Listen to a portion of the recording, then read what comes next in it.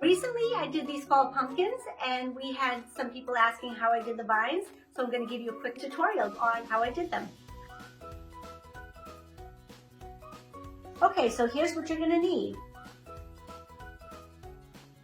You're going to need the piece that you're painting. For demonstration purposes, I'm using a tile. You're going to need a fun writer with the color of your choice. I'm using Lime Ricky, a plate for your paint, a napkin, some water, and a liner brush. Okay, so I like to just draw my vine out first, whatever way you want to draw your vine. And then I just take the writer bottle and I make my vine. It doesn't have to be perfect, and I'll tell you why in a little bit. And then I take my writer bottle and I just make little leaf shapes.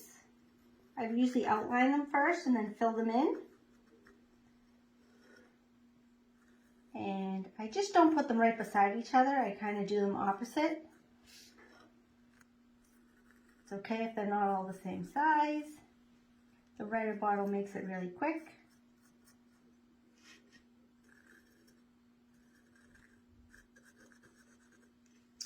And then I go back and I just add little stems.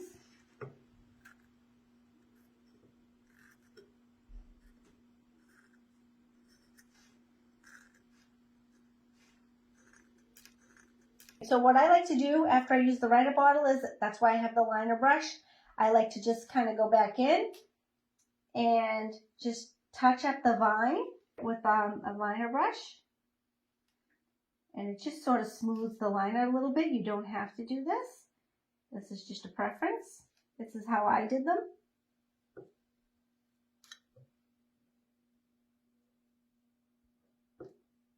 You can also make your vines thicker if you want.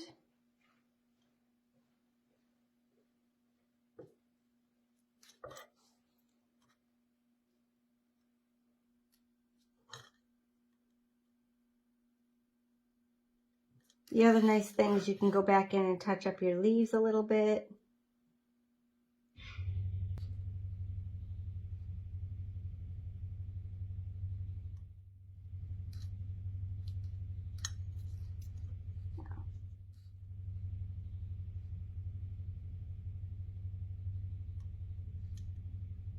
So basically that's it. That's how you do the vines.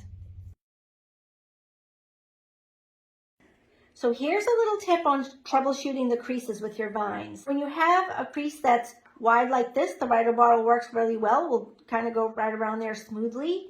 But when you have a really deep crease like this one here, that's when you want to use the liner brush. So take the fun writer as far as it'll go, and you can use the liner brush to touch it up. Okay, so lastly, I added little dots on my vines. You can add dots or little accents. It's just personal preference. So if you're looking to do pumpkins, this is what I did. I put 3 coats of Polar Bear on this one, and then I did the vines on top. And when you have the 3 coats underneath, it makes it easy to fix the vines afterwards, as long as you let them dry first, because you can scrape away any imperfections. So that was really simple. Thanks for watching, and I'll see you in my next video. Bye!